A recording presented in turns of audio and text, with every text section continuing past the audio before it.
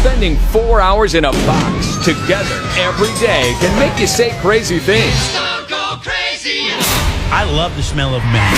Jeff and Jeremy in the morning. Hey, welcome in. It's Thursday. My name is Jeremy. That is Jeff. We are online at kzoz.com. Do you ever get in arguments with your wife about dinner or what you're going to eat? Like, I love Chinese food, and my wife is not a big fan of it. I could eat it every single day. She, on the other hand, rare. It's almost like it's a gift from her to me if we get to have Chinese food, even though she does have things she likes. It's drives me funny that nuts. you bring up Chinese food because it's the one thing that my wife and I both like together that we can, that and tacos. But the kids hate Chinese food. I don't know what it is. My son is the weirdest 5-year-old because he does not like anything sweet. He goes, "Hey, can I have some dessert?" I'm like, "Sure, what do you want?" You know what his dessert is? Typically, what his first choice for dessert would be? I would think, Jell-O pudding, something like that. I don't know. Sure. Candy bar, yeah. Cookie. Cake. We're just coming off of Valentine's. He got literally a dump truck backed up to the house, and it emptied candy onto the pavement and said, here's your candy to last you through Easter and beyond. What's he like? Valentine's What's he Day. want? Beef jerky? Give me some jerky, Dad. Popcorn. Oh, yeah. Okay. Can I have some popcorn? I was like, are you serious? What kind? Butter or the Popcorn. The stuff you stick in the microwave, because I'm not popping any corn. Crazy. Yeah. What's the kind my wife likes? Kettle corn. It's kind of sweet. No, that's too sweet for him. We're giving it to him before. He's like, I don't like that. It's gross. He's like me. I don't really like a lot of sweet stuff either, but I do like sweet stuff though. You didn't like chocolate cake? Oh God, give me some good chocolate cake and a glass of milk. Oh. That's my weak spot for sweets. He's not a sweet starter. In fact, he doesn't like cake or cupcakes. He scrapes the frosting off of it and only eats the cake and does so begrudgingly. He is a weirdo. That is a weird thing for a kid to do. It's the strangest thing. Does he like soup? What is he, an old man? Does he like soup? No, he doesn't. He only likes ranking my son's top 3 favorite foods. Burritos to come in number 1 on the list, and only the ones I make at home. If I could go pull through Taco Bell and get him a burrito, he's like, "No, I don't like that burrito." Only ones that I make at home. So it's just beans, beef, and cheese. Okay. Okay. And then number 2 is pizza. Preferably the frozen stuff that we make at home, but he does like Little Caesars. And then number 3, the frozen stuff we make at home is either Red Baron or DiGiorno, depends on what's on sale. As a kid, I would have hated that. I liked was it Tony's? The cheap, just pepperoni bites pizza that they do? Oh, Totino's. The party pizza? Yes. That's all I wanted as a kid. I loved just the cheese or the one with a little pepperoni. Oh, of course it is. Well, when I was a kid, think about when you were a kid, what you liked. All I wanted to eat was French fries from McDonald's or from anywhere. Didn't matter where we were at. I'd get a hamburger. I want fries. I'd eat the fries. I wouldn't eat the hamburger. It would be a big thing with my parents, my dad, my mom. And it's like, you got to at least eat half of your hamburger. I'm like, I hate hamburgers. Just want fries. Third favorite food, taco. Yeah. So taco and burrito. So he's a Mexican food guy, I'm guessing. I don't blame him. It's very good. So Chinese excellent. food. Let's see. What would he like? Like sweet and sour pork? Has he ever tried that? Nope. He doesn't like any Chinese food. He has tried sweet and sour pork? God, yeah, that's he's tried sweet and sour pork. Sauce. We've done it all. We've done it all with him. Which is strange because when he was a baby, I would think he would like. We went to a Thai food restaurant. Yeah. And I forget what I was eating, but it was like kind of like a lot of sauce on rice, and it had a very basil-y flavor to it. And he started like reaching over, but he was a baby. He started reaching over, and we don't go to Thai food that often. Now he's grossed out at it's the visual with kids, you know? And I was the same way when I was a kid, man. If there's a bunch of food all smashed together on a plate, you're like, no, I'm fine.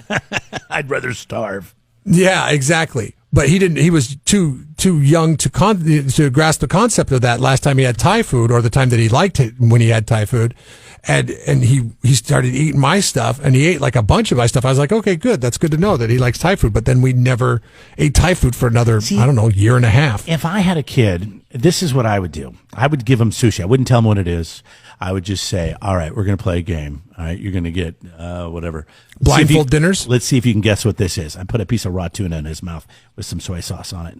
See what Just spit it out. He'd spit it out. He would spit it out.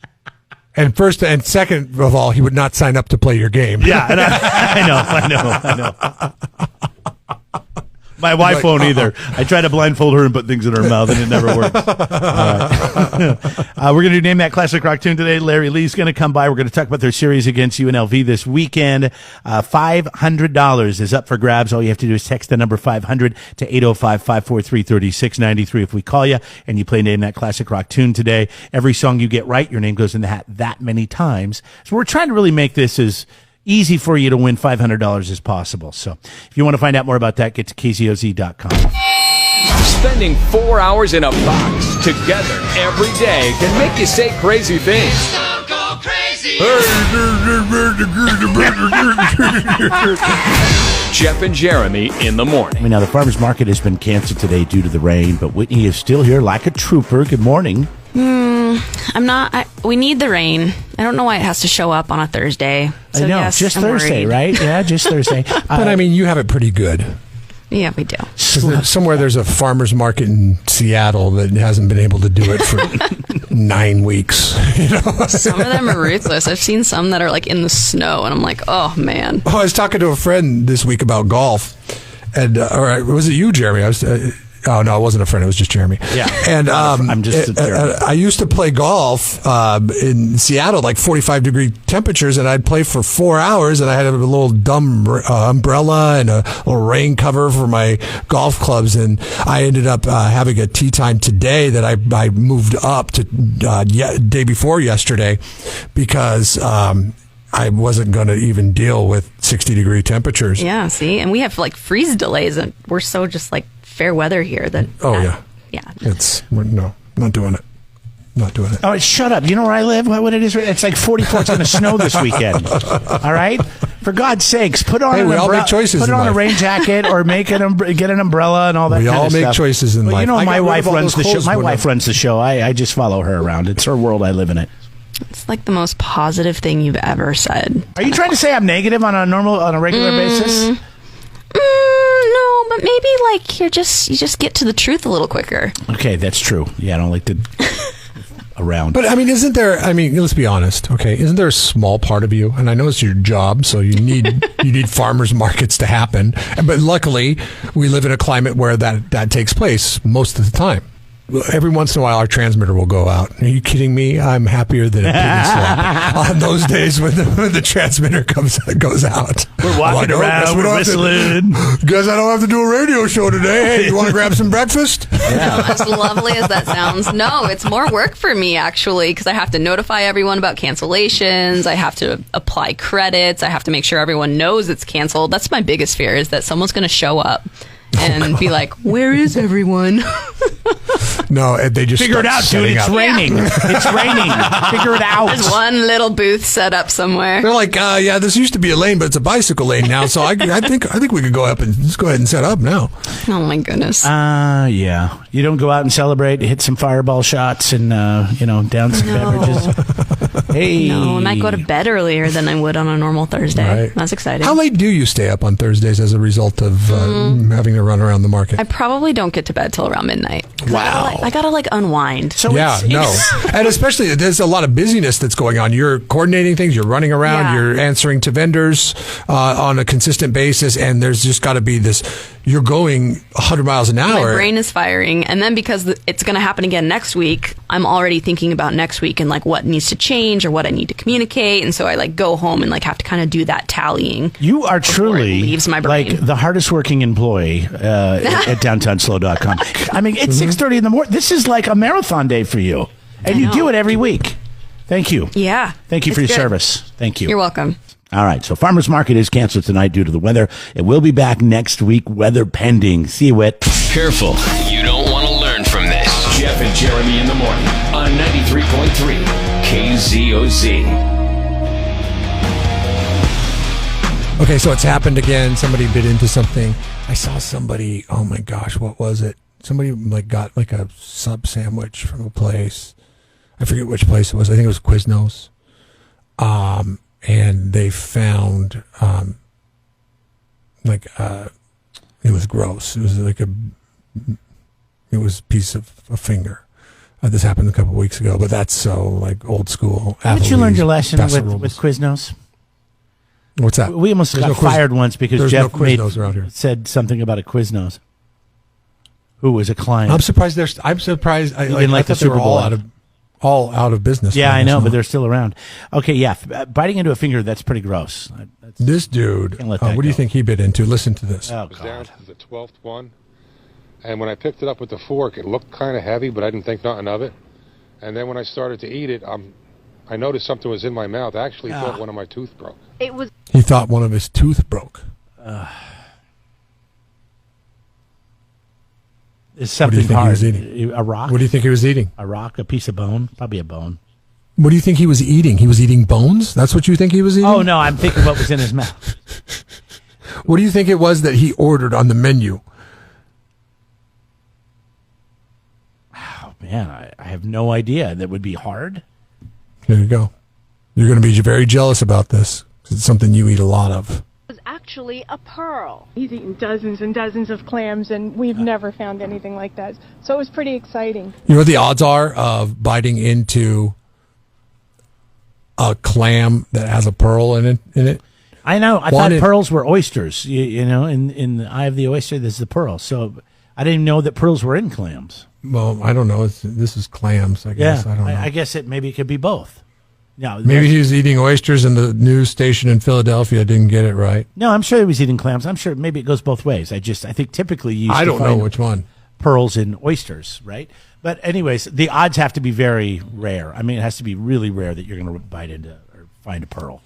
Yeah, it's every I guess clam. It's 1 in 10,000 clams has a pearl in it.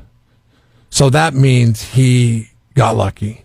But he's also said he's eaten dozens and dozens of clams every time he goes and has clams. And he seems to allude to the fact that he's been doing it since 1987. Maybe he's eaten 10,000 clams. Wait, did you say 1 in 10,000 is the odds of finding one in a clam? Yeah, and these were oysters. That's the same for I guess oysters and clams can have pearls. Yeah, 1 in 10,000 is also your odds for an oyster. So I love both. But I think I prefer oysters. And I like them right out of the ocean. No, don't cook them. So my thing is he such a fast eater? And you could attest to this because I will never eat oysters or clams out of a half shell raw. That's a disgusting concept. Well, not to clams. Me. Don't do that with clams. Just oysters. Okay. It seems like it would be. I've done it once, and it tastes like snot, and I don't like. I don't even like my own snot. I don't know why you're eating your own snot. But, snot from the sea. You catch a cold every once in a while, and you can't help but eat your own snot. I mean, it's just the way it is. That's what it tastes like to me. Do you eat it so fast that you're not even looking to see what you're eating? You're just a gluttony? Oysters, they come on the half shell. They're just sitting there, and then usually you put a little mignonette in there, and then and then down the hatch. Sometimes so if you're putting a mignonette in it, horseradish.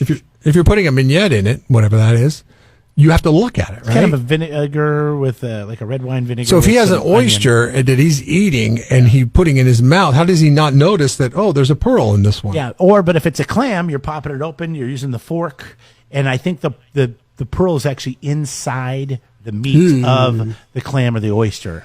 It's not just sitting there, it's like inside of them, and they poop it out. Yuck. Yeah. I don't know what to tell you. It's really good for you, though. Good protein. This is valued anywhere from $50 to $100,000 based on where it comes from. I guess that's how they evaluate what an oyster's pearl is worth, or a clam's pearl is worth. That'd be great. So if it came from that'd be worth losing a tooth and going to the dentist. If it's on the $100,000, yeah, if it's on the 50, yeah, not so much. If you're the restaurant, you're like, hey, we want our pearl back. Hey, I bought and paid for that son of a bitch. It's mine now. I tell it out of there quick. Yeah. Another shot to win $500 today. If we call you, text the number 500 right now to 805-543-3693. Name that classic rock tune. Coming up a little bit later on. Plus, head coach Larry Lee will join us in just a little bit. Right now, Dumbass of the Day, brought to you by California Diesel and RV. They're an Oceano. If it runs on diesel, they're your people. Check them out right now. KZOZ.com to follow the links. How pathetic can some people be? And then we had like this really confused white dude. He thinks he's all thugged out and gangster. Like I call him 8 Mile, but he doesn't know that. But he moved in like right across from us. So like I had to ask him. I was like, hey man, where are you from? He's like, I'm from Alaska, dog.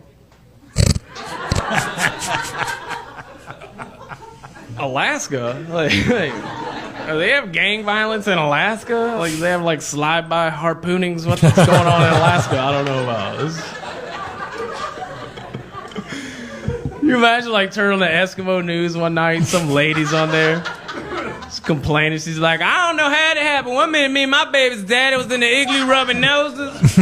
Next thing I know, the Crips on Ice slid in and popped a poon up in my ass. This some bullshit up in this ice ass bitch. I'm about to be out this motherfucker. I'm for real. Dumbass of the Day. 93.3 KZOZ. You've been to Alaska, right? Yeah. Were you there in the summer or the winter? I was there in November. So okay. That is. I guess that's winter there, but it's like the beginning of winter, so I didn't like encounter like any like crazy snow or anything like that. Or ice. Okay, what you've seen on TV, how the bays will ice over, and you can walk out on them, right? I mean, people do that. Yeah, none of that was going on. There's a show, a gold rush type show where they go out and they dive down under the ice. It's very dangerous. Yeah, I guess the term that they use up there.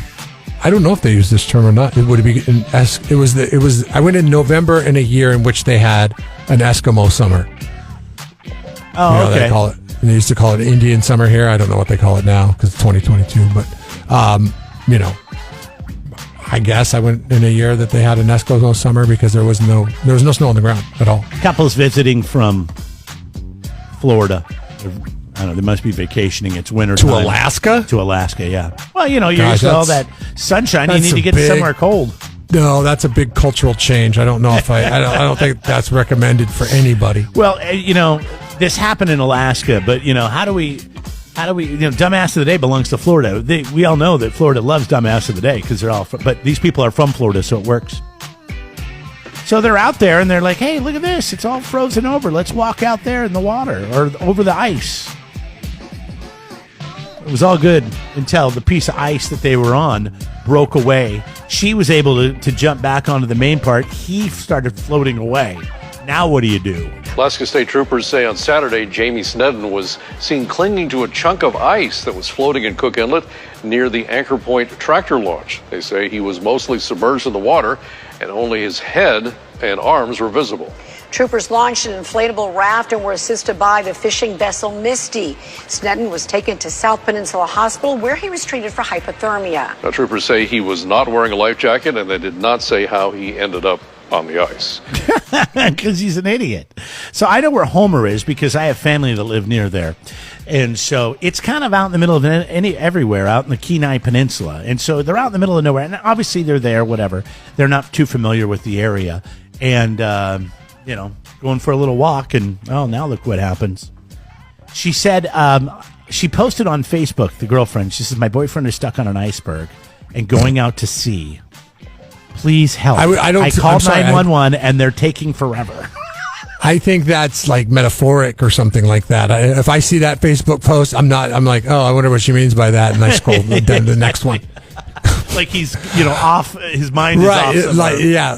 And like, there's no way I'm liking that. I'm responding to that. I'm not doing anything because I don't want to get involved. It's like, okay, that couple's got some problems. I'm not going there. He was 300 yards out to sea away from where the ice broke off, and he was submerged in 38-degree water that's cold. Might be warmer than the air, though, at that point. With a 5-foot chunk of ice, yeah. Let's rethink that one. Let's have a good time in Alaska. What should we do to live on the edge a little bit? I don't know. How about we walk on this ice, see how far we can go before we sink or fall in? Congratulations, It's like Elf. Like Buddy, when Buddy he hops on an iceberg, and as it's melting, he gets right to the mainland. You know, he's our age too, 45, hypothermia. He's going to be okay though. He got lucky. You're Jeff and Jeremy's Dumbass of the Day. It's Jeff and Jeremy in the morning on 93.3 KZOZ. Subscribe to the Jeff and Jeremy podcast now on Apple Podcasts, Spotify, Google, and YouTube. It's your Central Coast commute-friendly podcast.